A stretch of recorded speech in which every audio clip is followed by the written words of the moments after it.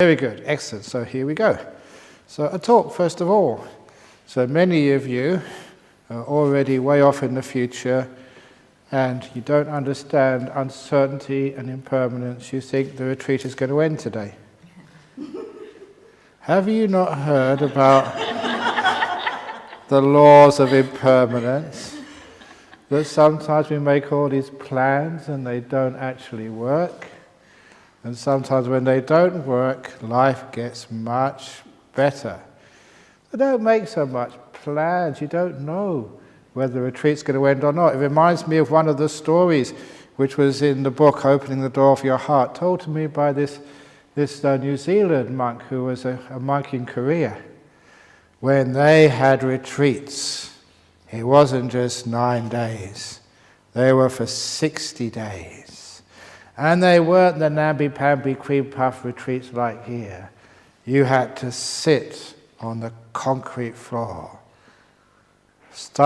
getting up at 3 o'clock in the morning, maybe 10 minutes to go to the toilet, and then meditating 50 minutes, 10 minutes walking meditation, 50 minutes sitting meditation, 10 minutes walking meditation, right throughout the day till about 9 o'clock, 10 o'clock at night. And even your food, you wouldn't get up to go and get your food. Where you were meditating, you'd have a little bowl and the food would come to you. You couldn't even escape from the meditation hall for eating. And when it got to 9 or 10 o'clock, everybody laid down where they were sitting. You had to sleep in the meditation hall as well.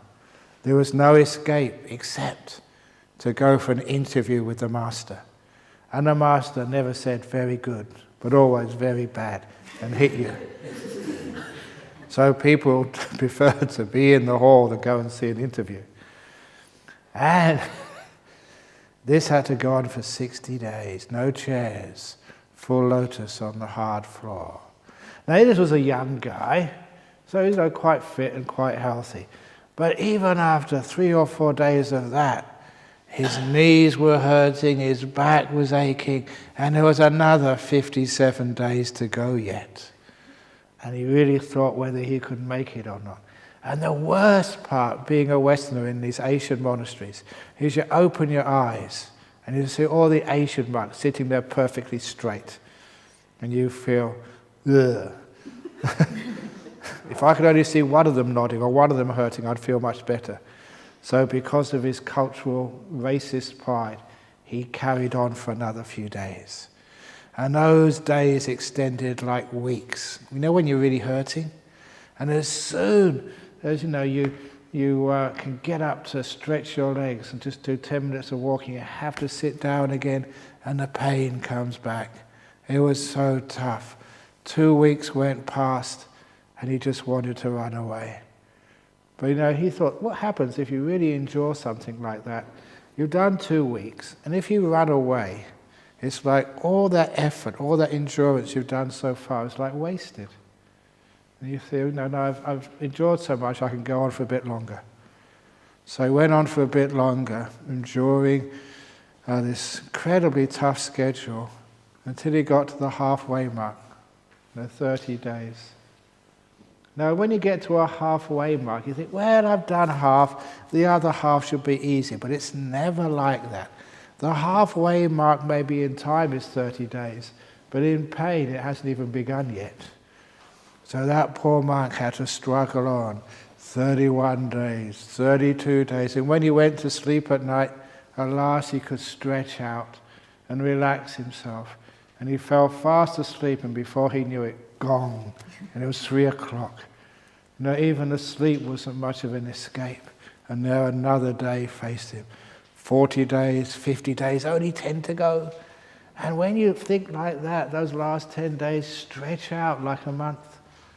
But of course it had to come the very last day of the retreat. He woke up, only 1 day to go, just like you, the last day. And if you think like that, the time gets even slower. Every meditation was going on like hours, even though it's only supposed to be 50 minutes. And even the very last meditation, this was the last meditation, he sat down there, only 50 minutes to go. And in those monasteries, they don't keep like the 8 precepts. So when the retreat was going to be finished, they had a feast for everybody. A huge feast, and even better, hot baths. You know those Korean hot baths? This was actually in Korea. Those beautiful hot baths, you can just go and sit in there and relax, and all the aches and pains can go away. And he was just dreaming of those hot baths and that wonderful feast for the end of the 60-day retreats, which was waiting for him. You could almost smell it. But that was only for a second. Then the pain came in. And it came and came. Oh, when's going to be the hot baths? Pain. 60 days of sitting for such unnatural position for a Westerner. And of course, even though you're not supposed to, he opened his eyes to look at the clock. He couldn't believe only 5 minutes has gone past. It must have been an hour. So he closed his eyes again, and he opened his eyes. Only 6 minutes have gone past. And that's when he told me, he thought, maybe the batteries were running out in the clock. And then he had this terrible thought, which hit him like a dagger. What if the batteries actually died in that last sitting? And the teacher never realized it. And he was thinking all these really bad thoughts and just enjoying, and I was just, he said it was the longest 50 minutes of his life, of that last meditation. But of course, all things must pass. And then the master, the teacher, rang the gong. And he thought, actually, amazing, when you've done something like that, all the pain just vanishes and you feel this great wave of joy coming through your body. He's achieved something, he's done it, he's made it. Bring on the hot baths. And then the master rang the gong again. He said, I have an announcement to make. Many of you in your interviews have been telling me how beneficial this retreat has been and how you've advanced in your spiritual journey. And a few of you have suggested that we extend this retreat for another couple of weeks. Having considered your request compassionately, I grant it. We'll meditate for another 2 weeks. Cross your legs and carry on meditating. And this actually happened. And this guy, he crossed his legs, he had no choice. But he said he never felt any pain. Amazing. All he felt is sheer anger.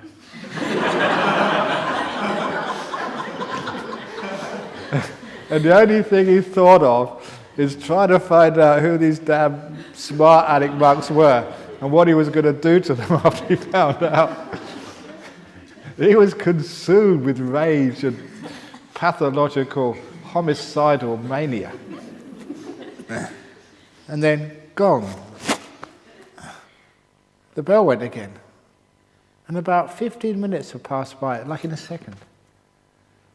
And then the master said, retreat over, go and get your hot baths. And this poor Korean monk, this is his first retreat. So what's going on? Is it over or is it going on? Like especially Westerners, you want to know what's going on.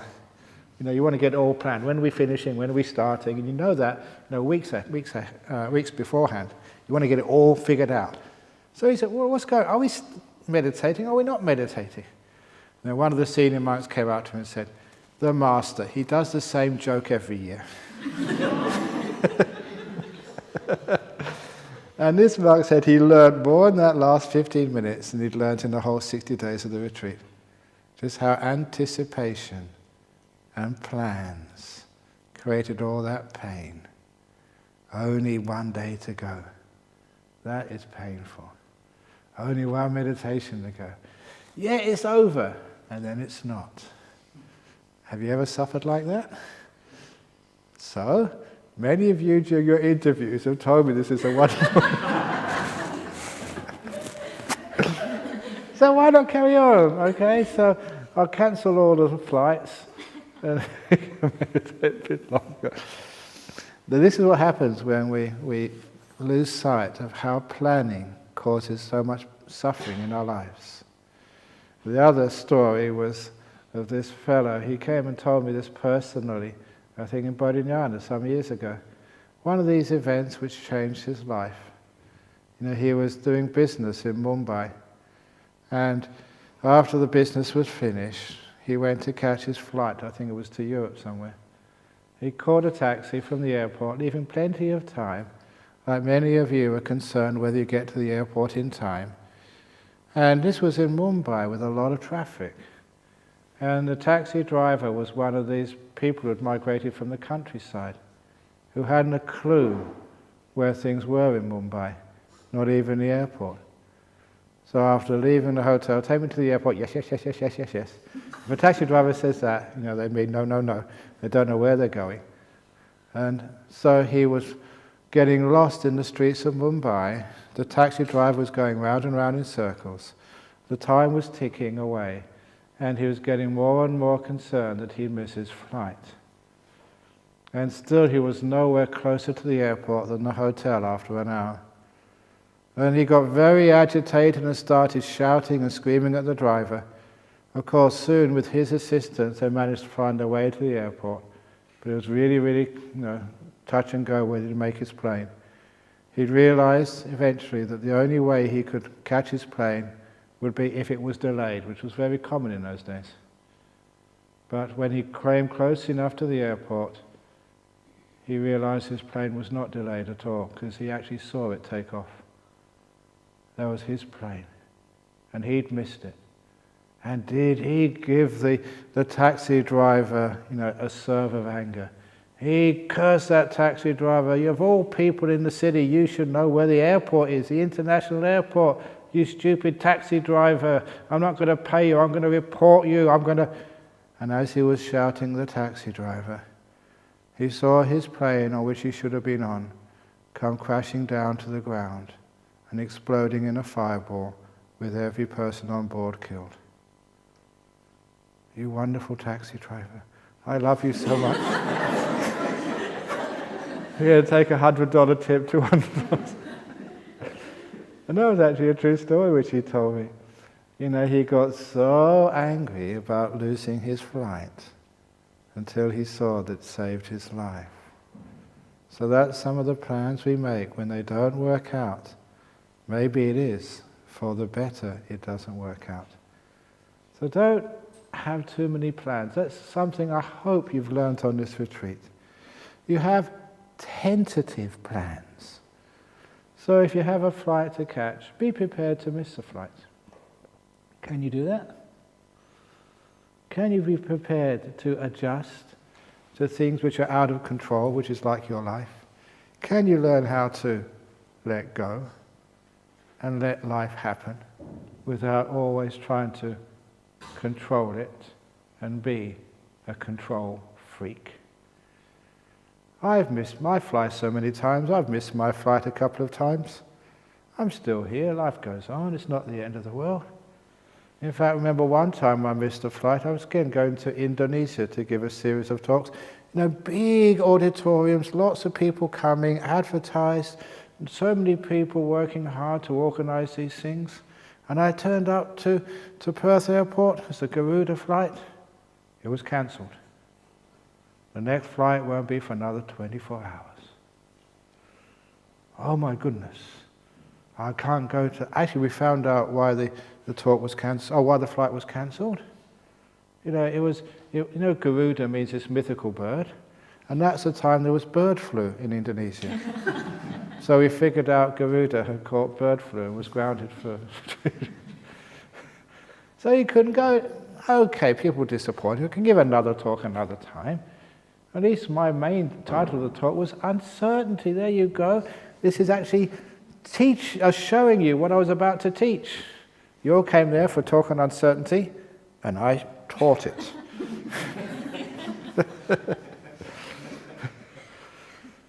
So, when you've learned something from this retreat, because people keep on saying, how should I practice when I get home? It's not so much about spending time sitting on your cushion or doing walking meditation. It's all the beautiful teachings, the insights which you You think, I have to do insight meditation. Insight has happened during this retreat, whether you like it or not. You've learned a little bit about not making plans, being in the present moment where life is happening. You've learned how to let go and let life happen, rather than always being so afraid you have to control it and think, oh, if I don't make my flight, terrible things will happen. That's just fear. It doesn't happen. It's much better things happen, or sometimes worse things happen than you expect, but it certainly never happens exactly as you expect. Life is always a series of unexpected moments, which makes life interesting. And we try to plan it and force it into following our agenda and following what we want to happen, and therefore we just miss the beauty of life. The beauty of life is the unexpected when it happens, and enjoying the unexpected, making use of the unexpected, rather than being so disappointed that you don't realize that missing your flight has saved your life and opened up so many wonderful other opportunities for you in your life. So, don't be afraid of facing the future without any plans. Just like me, whenever I give a talk, I never know what I'm going to talk about. If I knew what I was going to talk about, I'd be so bored. Because I've talked about everything I could think of so many times. Every joke I've told so many times. But I just let them change from time to time. So you don't have any plans and things change, and you get a new twist on things, which is the wonderful way of not planning, being creative, and allowing the future to evolve, rather than you always driving it in your particular direction. And even if you get lost, getting lost, when somebody drives me somewhere and we get lost, I always praise them, because I've never seen that part of town before. You always have a much, much, much better time when you don't go on the correct path or the straight path. No one goes on the straight path to Nibbana or the straight path to Jhana. You go backwards and forwards, you reverse, you do many U-turns. That is life, and that's what makes it really interesting. Because if you just go on the straight path to Nibbana, yeah, you get there very quickly and you're enlightened, but you don't learn anything on the way. But when you go to the left, to the right, in other words, you go on the off-ramps of the freeway instead of always going along the freeway, life becomes so much more interesting. You experience what's off the path, not what's always on the path. In other words, you get a wider view of what the path really is. So when you do make mistakes and things go wrong, that actually makes you a much better teacher later on, able to share with others and able to be compassionate to others, because you've been down the off-ramps of life. They actually make you a fuller human being.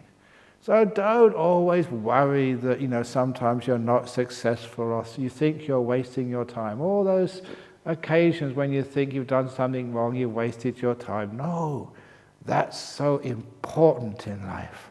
That makes you learn about just, what's to the left and right of the path. And that gives you a lot of wisdom and also understanding and compassion in life. So we're not afraid if we make mistakes. That's the other thing I hope you've learned here. Many of you have made many mistakes in this retreat. Many of you have come to the interviews and said all your mistakes. And again, what have I said to you? Have I ever said, bad meditator? Bad meditator. Have I ever said that to anybody? You've told me some stupid things you've been up to, and all I've ever said was, very good. Now, can you do that to the people you work with and live with? No, your husband wakes you up in the middle of the night, snoring. Can you say to him, very good?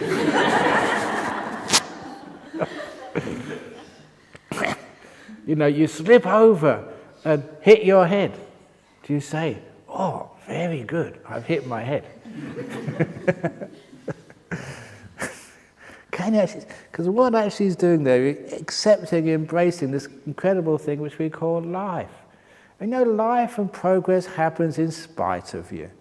I know some people come on these retreats and say, I'm really going to go for it. I'm not going to mess around like all these other people, checking their mobile phones and having all sorts of stuff, eating and talking with each other.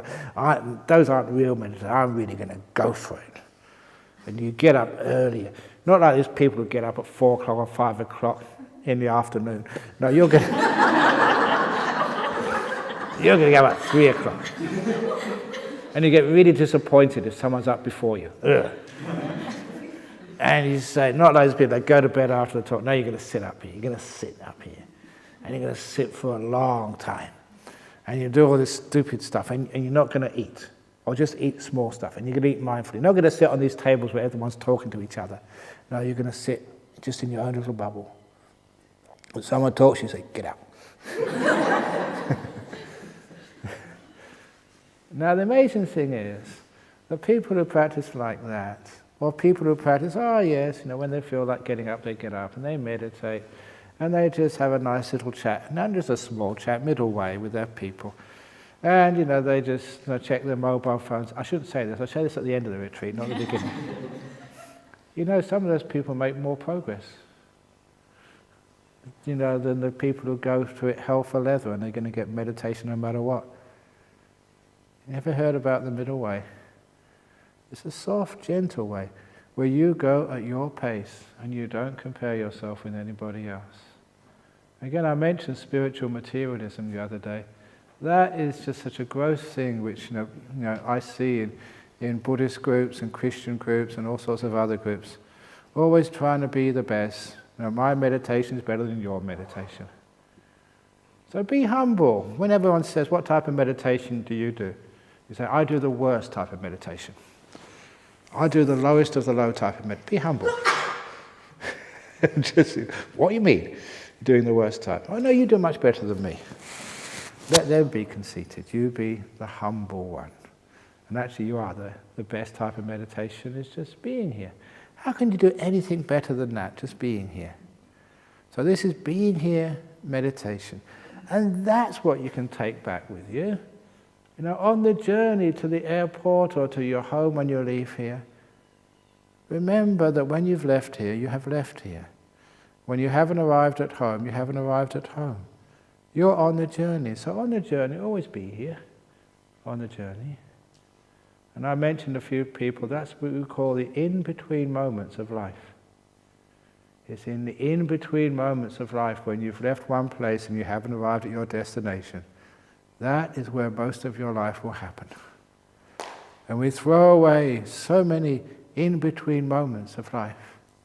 It's more likely to get enlightened after you've meditated and left your cushion on the way to the toilet. If you are here when it happens. The in-between moments of life, you've given all that energy and impetus. You've got the peaceful mind. And what do? You throw it away. Because I've done my meditation now I'm going somewhere else. Don't go places. Be a person who's arrived. Just like I remember seeing on those, somebody gives me these newspapers and these glossy magazines, and if you got your photo on the front of the magazines, they say, he's arrived. Have you ever seen that? The film stars, the beautiful people, they've arrived. Arrived at what? Me, I've already arrived. Here. Have you arrived? Are you back home yet? You already arrived back home. Home is where you are in this moment. So what do you mean you're going home this afternoon? You always were home. Home is here.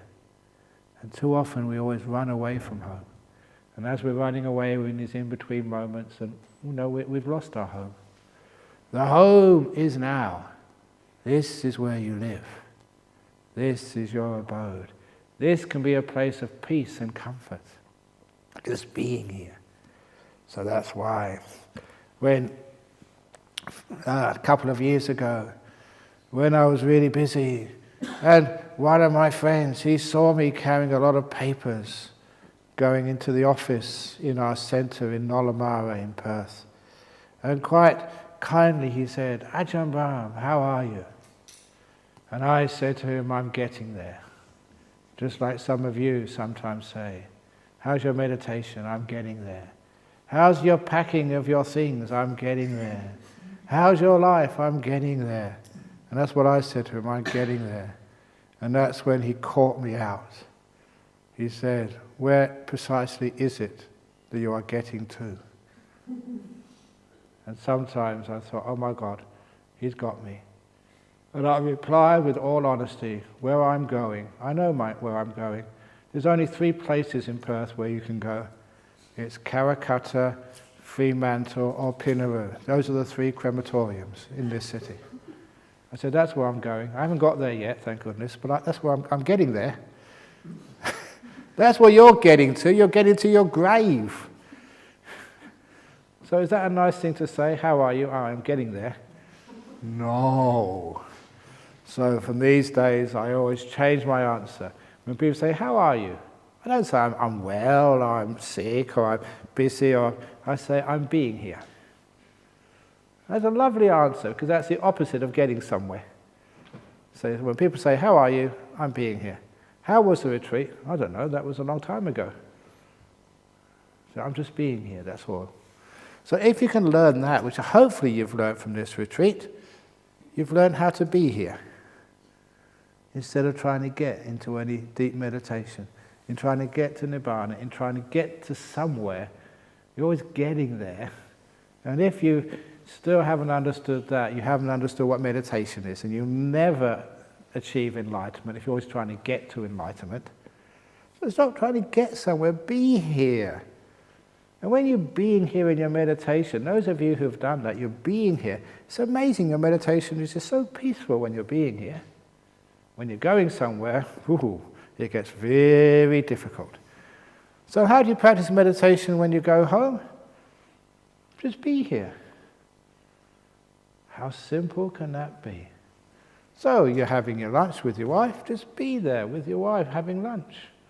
Don't sort of think about, don't go reading the newspaper while you're having lunch, or checking on your mobile app, whatever it is, when you're having lunch.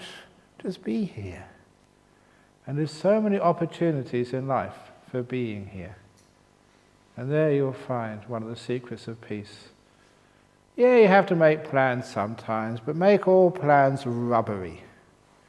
So you can, and expendable, so you can throw them away at a moment's notice. I tell people in business schools that one of the problems with businesses, they have their strategic plan for failure.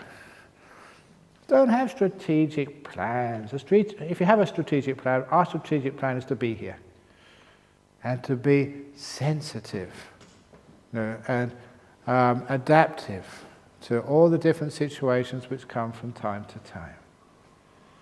If you really want to know how that works in practice, one of the very simple stories, which I learned when I was a kid, which again, one of those stories which changed my life, which I should have mentioned this in meditation, because it works in meditation as much as it works in your business.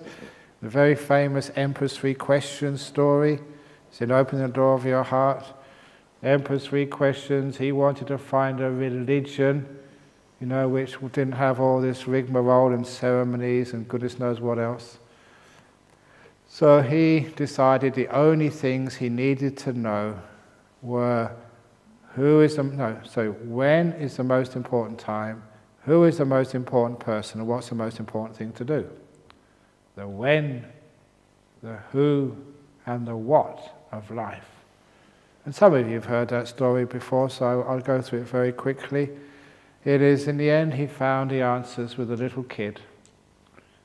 And he taught him the answers to these 3 important questions. And I've told this to business schools, I use it in my meditation. I should have told you earlier, because this is how you meditate. When is the most important time? It's always now, yeah. That's the most important thing. So when is the most important time to say sorry to someone you've hurt? That causes so much suffering in life. You have the opportunity to say sorry. Look, I'm sorry I did that to you. I really care for you, I love you. Please forgive us. And that opportunity goes by, and it never comes back again. And you live your life with regret. And sometimes people die and you can't say sorry. When's the most important time to say how much you care and love somebody? I'll do it later on. No, do it now. Get the important things done now. When's the most important time to be peaceful? When is the most important time of the day to meditate? People ask me that question. Should I get up early and meditate before I go to work? Should I meditate at lunchtime? Should I meditate when I go home? People say, before dawn is the most important time to meditate. Other people say between 4 and 5 in the afternoon. When's the most important time to meditate? Is it when there's a full moon? Is that the most important time to meditate? The answer is, now is the most important time to meditate. This is such a simple answer, but such a unpracticed answer. Everybody knows it, but hardly anybody does it. Now is the most important time in your life. And why do we sacrifice this really important, precious time called now, with all these plans, with all these memories of things you can't change anyway, collecting all the chicken shit of life? And it's crazy. What are you sacrificing? You're sacrificing this place where life is happening, where wisdom lives, where Nibbana exists now. So now is always the most important time to meditate. Now, who is the most important person? Oh, yeah, I'm spoiling it. I won't get all these other answers. I was hoping to say, Ajahn Brahm. Or teddy bear. Now you know the answer to that question is, and it's not the King of Thailand, it's not the Pope, it's not God, it's not the Buddha. The most important person is the one you're with, the one right in front of you right now. What's the most important meditation object? The one right in front of you right now. Even if it's sloth and torpor, that is the most important meditation object for you. It's right in front of you. Right now. And that just changes people's lives. This girl in Penang, and she told me that a few people, they listen to these stories and it really gets into them. And that becomes their philosophy of life. Just one little story like that. And it changed her life. She's working in some big corporation in Penang. And that was her philosophy. Whether it was a customer, whether it was a client, a supplier, or whether it was a boss or one of her underlings, when they were right in front of her, that person was the most important person in the whole world for her. And imagine in business if you do things like that. You've got a sort of a customer and you're really paying attention. They feel that, yeah, wow, she thinks I'm important. You'll get the contract, you'll get the sale, and that customer will come back to you again and again and again because they feel respected and cared for. They're the most important person in the world for you. And if that's now this is really important for relationships. How often is it when you've been married or together for a while, you take each other for granted? And you feel that way sometimes, that when you started going out together, she really looked upon you as you were important. And she acted and spoke like important. Now, takes me for granted. That is the end of relationships. So remember, if you're with someone, you may have been married to them for 50 years, 60 years, but when they're right in front of you, they are the most important person in the world. Let them feel that. Now you have a relationship. Because otherwise you feel, I'm nothing, I'm not important anymore. So in most of life, that's such an important thing to do. And what happens when there's no one around, which is most of your life? Who is the most important then? Yourself, yes. So you are important after all, because you wake up alone. You don't have to be a monk. Even if you're married, if someone's sitting next to you or sleeping next to you, when you first wake up and come to you're conscious of yourself before you're conscious of someone sleeping next to you. That time, you are with you. And much of your life, you're with you. So you become important. And of course, what's the most important thing to do? What to do. And it's a beautiful answer, it's just to care. This care, this compassion and mindfulness, to be kindful, that's what to care means. And it's a great thing, and that's what we do in meditation. There's nothing top in front of me, it's important. I'm not going to reject it, take it for granted. No, don't belong with me. It's important. So you're mindful of it, rather than trying to get rid of it. And what do? You care for it. Whatever the object is.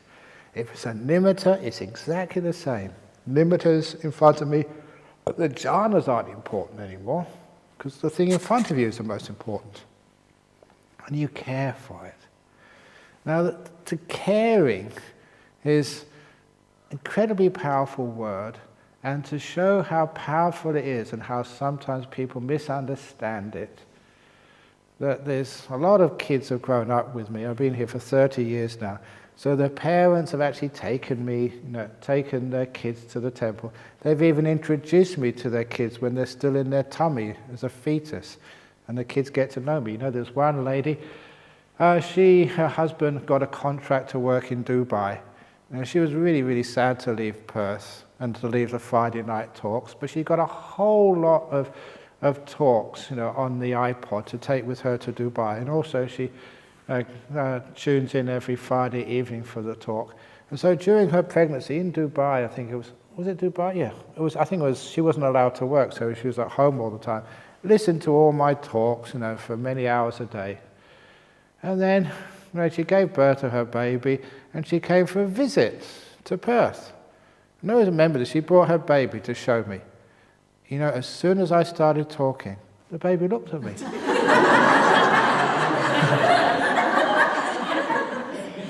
The baby had recognized my voice because it heard me so many times when it was in the womb. And it's a wonderful thing to see that. So, they actually, they do recognize these things. But just caring for people, it was this kid, he grew up with me, and I went to university and just wondering what to do with his life, and he was smart enough. He eventually became a doctor, and his first year was being an intern. He came to see me at Nolamara Temple once, really distraught. He was wondering whether he made the right choice being a doctor, because the previous day, he tragically lost one of his first patients. This young woman, and maybe in her early 20s, it was under his care and didn't work out, she died. And he had to tell, this man that the person he loved most in life was now dead. And that his two children now had no mother. And that just was such a difficult thing for him to do the first time. It just cut him in half. Imagine having to do that. And even though he'd done everything you could possibly do, people feel responsible. You always think in that situation you have someone's life in your hands and you fail. And he thought, I just can't do this anymore. And that's when I told this doctor, I said, look, if you have the imagination, if you think that you have to cure everybody, then you'll never succeed. You will always be a failure, because obviously there's some people just won't be cured. They're going to die. So if you think your main job in life is to cure people, you will feel a failure. But that's not the job of a doctor, to cure people. So your job as a doctor is to care for them. And that you never need to fail at. Curing, you will fail. Caring, you don't need to. So when I told him that, your job as a doctor is to care for people.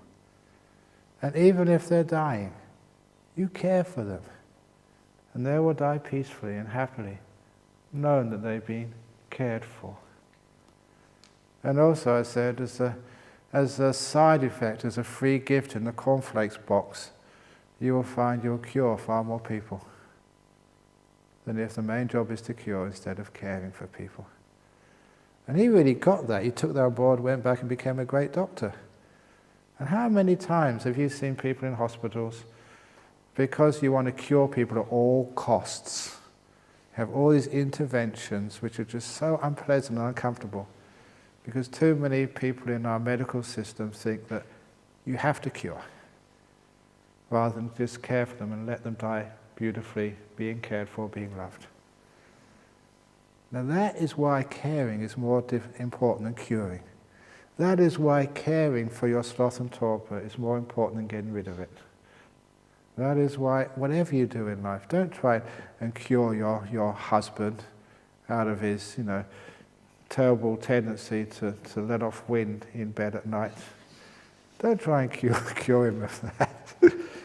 Care for him. And it's the caring which eventually gets the best cure. So when we want to cure things, we want to get rid of it, change it, make it better according to how we think better should be. And that's not the meaning of life. In meditation it doesn't work. I want to cure my hindrances. I'm always sleeping and sloth and torpor. I'm always twisting around. I'm always moving backwards and forwards. I've got to cure that. No, that's not what meditation's about. Meditation's for caring for it. If my body's moving around, it's doing it for some reason, I don't know what, but I'm going to care for my body instead of trying to cure these things. I'm going to care, because that's the most important thing to do. Now, not only does that work in meditation, of course it works in life. When we try and get rid of things, they usually get worse. Remember the demon in the emperor's palace? Get out of here, you don't belong. And it gets worse and bigger. That's called curing, getting rid of the problems, driving out the difficulties, getting rid of all the people on this retreat who've made too much noise. There we go, you're the first.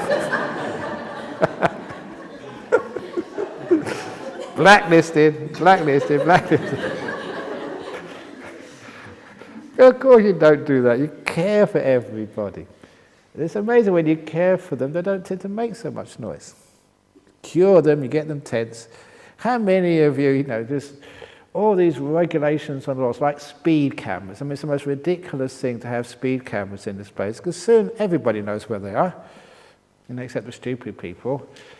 And all it really does, if there's a punishment, all it ever does is teach you how not to be caught. You don't stop speeding, you just know where you can speed and where you can't speed. You know where the cameras are. So those types of laws don't work. If you want to cure people of their bad habits, care for them.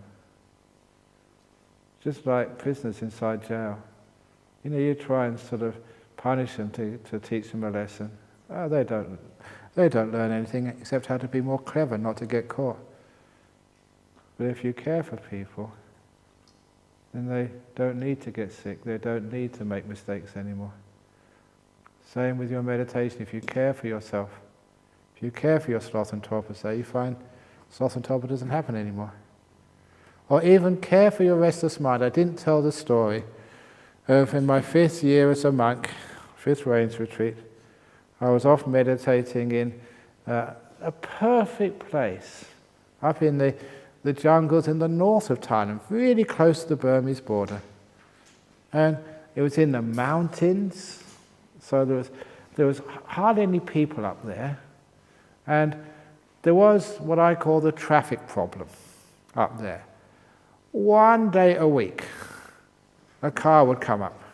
It would bring up any mail and take off any produce, like som o, which is lots of these grapefruit type fruit up there.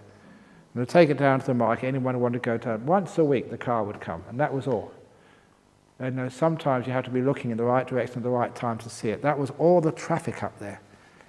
And they had this beautiful cave, which I used to go and sit in for hours.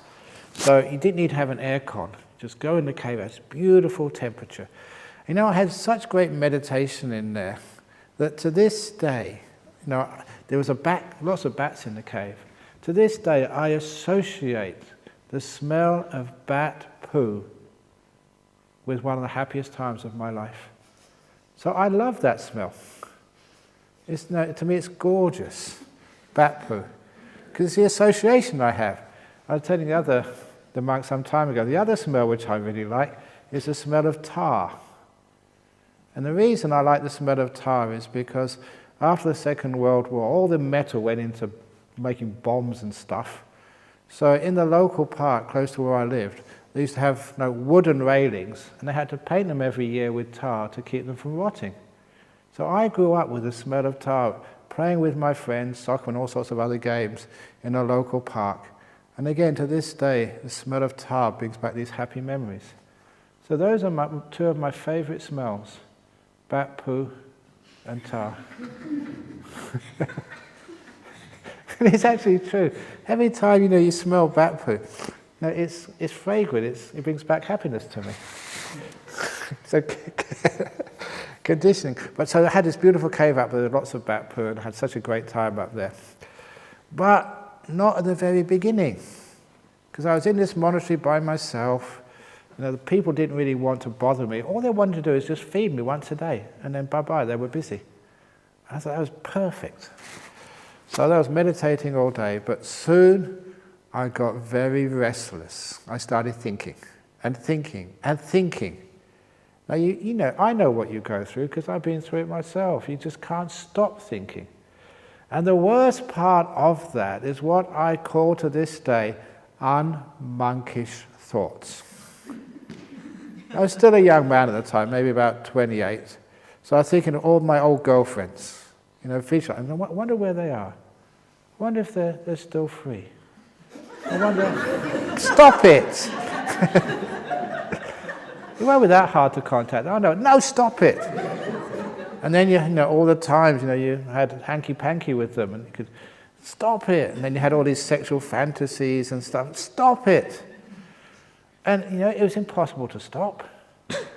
And I was sitting there, so come watch your breath, you're a monk. Yeah, but she was really nice, stop it. And it was a battle which went on all day.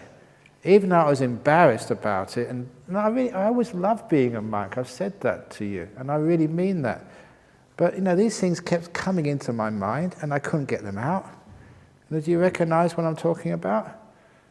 Now, I was trying, and I was getting so frustrated. And I didn't have a teacher to talk to, because I was in this monastery by myself. There's no mobile phones to call up Ajahn Chart on the emergency line. You just couldn't do anything. So you were stuck there. And after 3 or 4 days of just going crazy, now the only thing I could think of is going to the Buddha statue, bowing, and asking for help. Just even though I don't believe in any supernatural stuff, when you're desperate, you believe in anything. And I was desperate. And an idea came to my mind. It was just do a deal. That was the idea. And for me, the deal was this, that I'd grant myself 1 hour every afternoon. And I remember it was from 3 to 4, where I could think of anything. And I wouldn't stop it at all. Even the weirdest sexual fantasies, imagining being in bed with your ex-girlfriend, anything would be allowed from 3 to 4 p.m. The rest of the day, I'd watch my breath and be a good monk. That was the deal. Sounded fair enough. Mind, if you wanted to think that sort of stuff, okay, I'm going to let you, but only 1 hour a day. The rest of the day, you behave. And it was this great battle still. My mind didn't want to do the deal. It wanted to surf, I was trying to watch the breath, and these thoughts came in.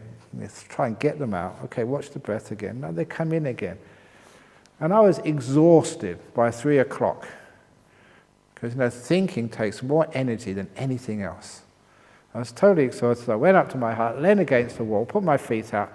Okay, mind, now is your turn. You can think whatever you like, any sexual fantasy, old girlfriend, romantic, whatever you'd want to do, you can. I'm not going to try and stop you.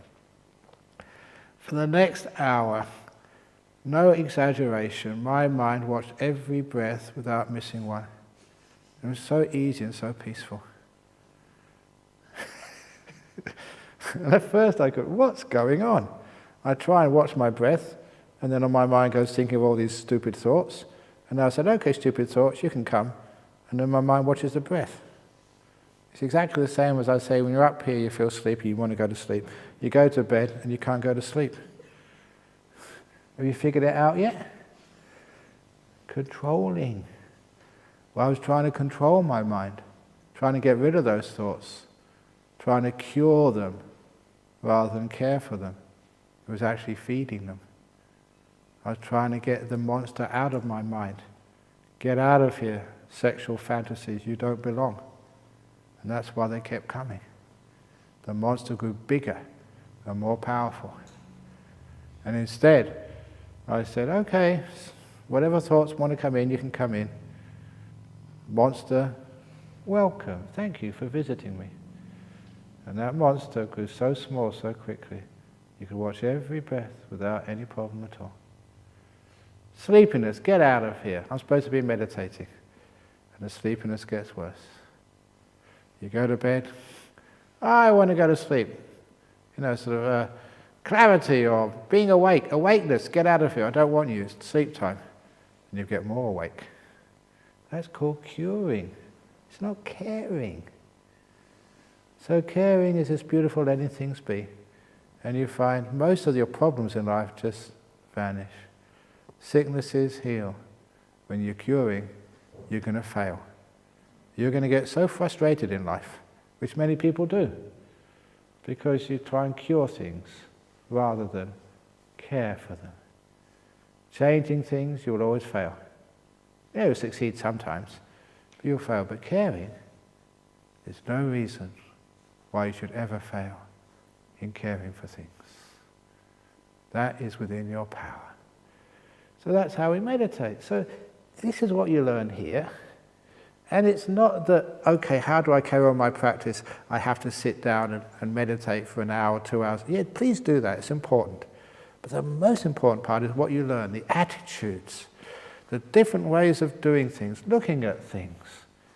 That is the most important part of what you learn here. You become far better human beings by what you've learned here. And sometimes you don't realize you've learnt it. It's almost like tricked into you by you think you're learning meditation, and what you're really learning is about life. And it works because you do change, become much better human beings. There was this man in Perth, and he was, always wanted to come on one of these meditation retreats just for the weekend. And his poor wife, she wasn't interested in Buddhism at all, certainly not meditation, that stupid, freaky stuff. And anyway, it's a weekend. You've got to take the kids to their sport. You've got to do those jobs I gave you to do in the garden. We've got to do our shopping for the week. I've got to do the washing. This is our work time. No, you can't go. I said, okay, darling. And he was this incredibly smart husband. He never argued with his wife. He just kept on at her. Every time there's a retreat, darling, there's a retreat on, can I go? No. Okay. Darling, there's a retreat on next time, can I go? No, mother's coming. Okay. And this wife got so frustrated that one day when he said, darling, there's a retreat on this weekend, can I go? She said, we've got to go to the post office, we've got to do this, we've got to go to the bank. If you want to be lazy and let me do it, off you go. So he went. He took that as permission. So off he went to the retreat. His wife was just apoplectic. But the point was, when he came back after only 2 days, he was such a lovely husband. So warm and cuddly and just so nice and helpful that she noticed a difference straight away. If you live with someone, you know the difference. And she was so impressed that he told us this. The next time a retreat was on, he didn't even need to ask. She gave him the money, off you go. Because she realized the benefit of it. Had this husband who was a bit of a handful, sent him off to the retreat and comes back home, new, improved product.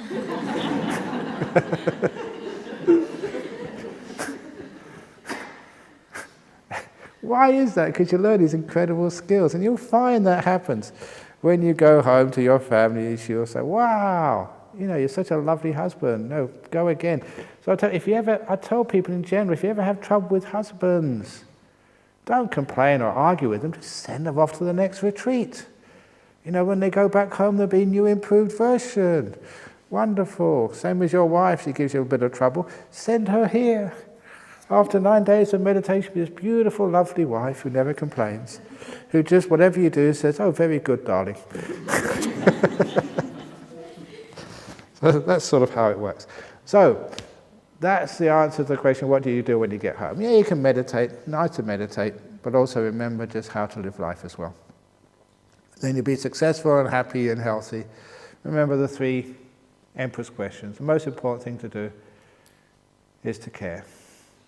Person in front of you, the thing in front of you, the job in front of you, the journey in front of you, not the destination, not where you're going, not where you come from, but where you are, the in-between moments. That's the most important. And now is the most important time. So simple, but so incredibly effective in all parts of your life, no matter what you are doing. Now the most important time. The thing or the person in front of you, the most important. Oh, I didn't mention to you that, if you're by yourself and you get up in the morning, what it's like getting up in the morning, then you have to go to work. You don't want to go to work because you feel grumpy, you feel tired. And it's especially that many people these days, they don't have a husband or a wife, they don't have a partner, they live by themselves. So this is my teaching for you to do in the morning when you first wake up. You get up, you stand up, and you can actually, please join me, put your hands out like this. Hands out, right in front of you. And please follow what I'm doing. Do this in the morning, especially if you live by yourself. Bring them in.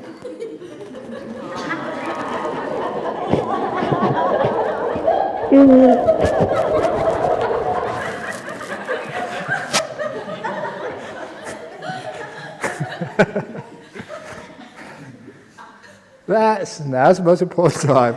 The one you're with, which is me, is the most important. Now I'm caring for myself. Now people think that's funny, but it actually works. So look, if ever you're feeling down during the day, something's happened, you missed your flight, or you've lost all your money, you've just got cancer, or you're going to die, whatever it is, try that. It gives you this big boost of happiness, brings you back into the present moment, and you've got some energy to face the slings and arrows of outrageous fortune, as Hamlet said. So that is the last piece of advice. How to use all these teachings when you get back into the... Back where? Where we already are. Okay, so that's a little talk already. I know that somebody said there was questions or something they want to ask. Anyone want to ask any questions before we finish off? We do a loving kindness meditation and we finish off. Okay, well you can catch me somewhere. Instead of doing your room, you can actually ask me a question instead, but don't tell Bianca I told you that. So let's do a loving kindness meditation. So first of all, to be kind to your bodies, stand up.